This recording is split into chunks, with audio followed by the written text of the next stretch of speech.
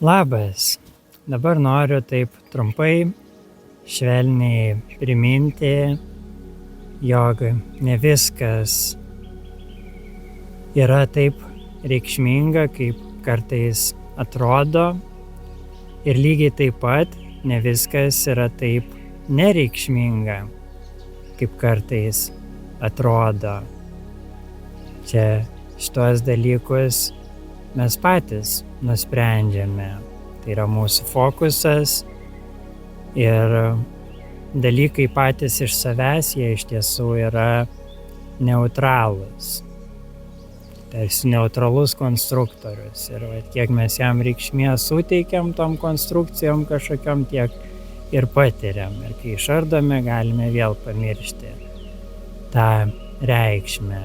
Tai tiesiog primenu, kad prisiminti tą lankstumą tarp prasmės ir beprasmybės. Tai yra labai labai naudinga. Ypatingai, kada kažką labai stipriai sureikšminame ir tame pradedame jausti daug įtampos, daug streso, tai prisiminkime, jog visada galime išplėsti savo nuovoką už tų reikšmių ir pamatyti, kad yra daug didesnis pasaulis ir tie dalykai, kuriuos buvome taip ilgai susifokusavę, iš ties galbūt nėra tokie kažkokie reikšmingi, viską lemiantis ir taip toliau.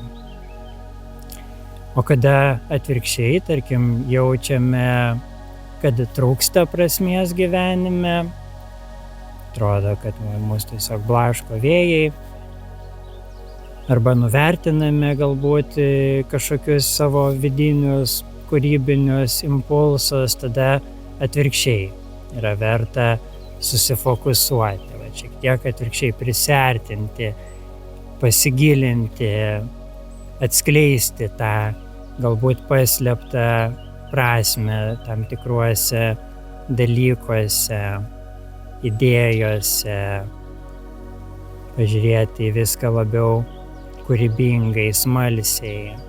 Ir taip, ir tada mes pradėsime atrasti vis daugiau ir daugiau prasmės ir reikšmės, kaip mes galime tuos dalykus panaudoti. Ir lygiai taip pat yra ir su savimi, santykyje su savimi. Tai aš kaip ir praeitam pasidalinime minėjau, kad tai yra epinė herojaus kelionė, tai yra epinė istorija ir kiekviena istorija taip būtent ir gera istorija ir susideda iš tam tikrų dalykų sureikšminimo, įprasminimo, visos tos emocinės dinamikos.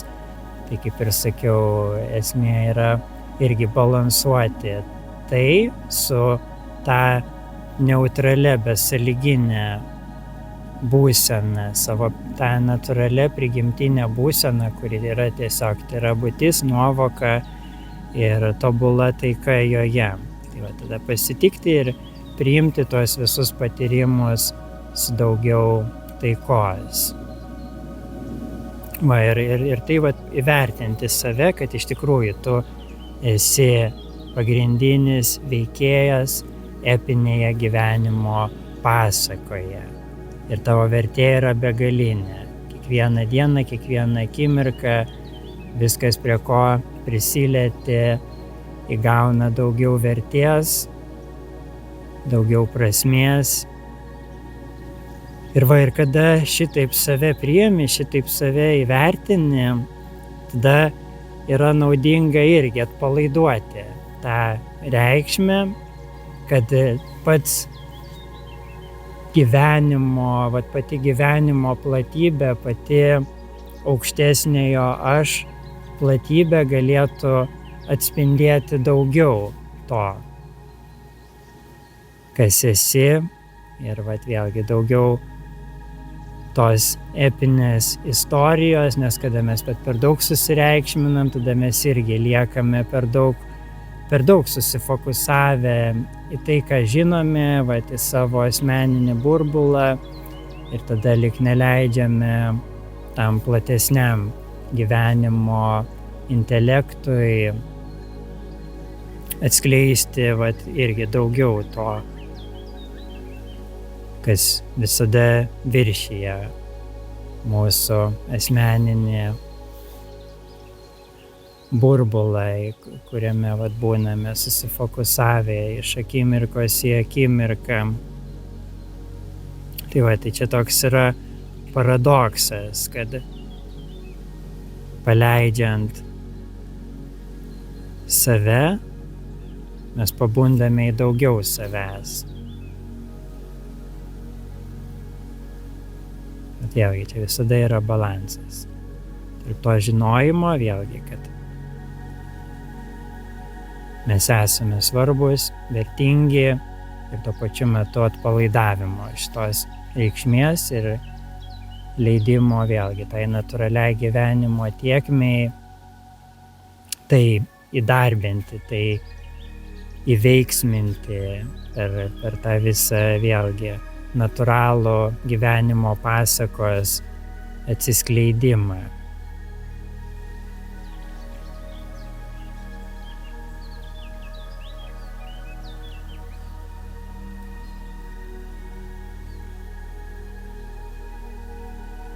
Lygiai taip pat kaip ir mokantis tam tikrų įgūdžių, mes pradžiai fokusuojamės į tą visą techniką, kaip tai atlikti ir taip toliau, kad ir kas tai būtų, ar kovos menai, ar kažkokie muzikos menai. Tai tame būna labai daug fokuso, labai daug sureikšminimo tų visų detalių, bet galiausiai mes turime jau pagavę esmę paleisti visas tas detalės ir tiesiog leisti savo tai natūraliai pasąmonės kūrybiniai galiai naudotis tais įgūdžiais organiškai ir taip, ir tai visada pranoksta tai, kuo mes tikime, kad kas yra įmanoma su tuo.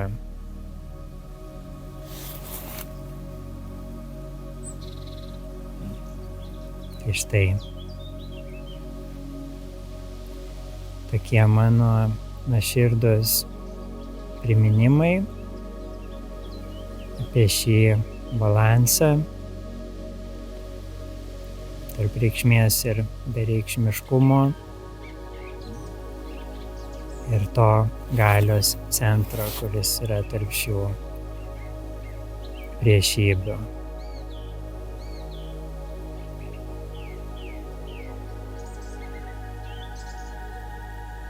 Kviečiu tai pajausti ir tuomet sąmoningai tuo naudoti savo kasdienime gyvenime.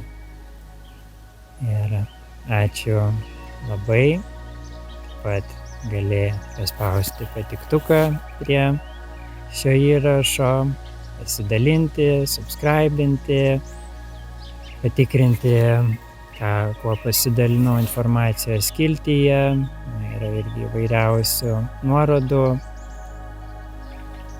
kaip mane paremti ir kaip taip pat jungtis prie mano teikiamų paslaugų. Tai ačiū už viską, ačiū, kad esi šios multidimensinės epinės pasakos būtinąja sudedamąja dalimi, kur kiekvienas iš mūsų esame pagrindiniai herojai. Kiekvienas yra geriausias savo unikaliu būdu. Ir irgi per šitos lygybės įsisąmoninimą mes galime išties patirti tą dievišką sinchroniškumą, tą dievišką meilę grįstą bendrą kūrybą,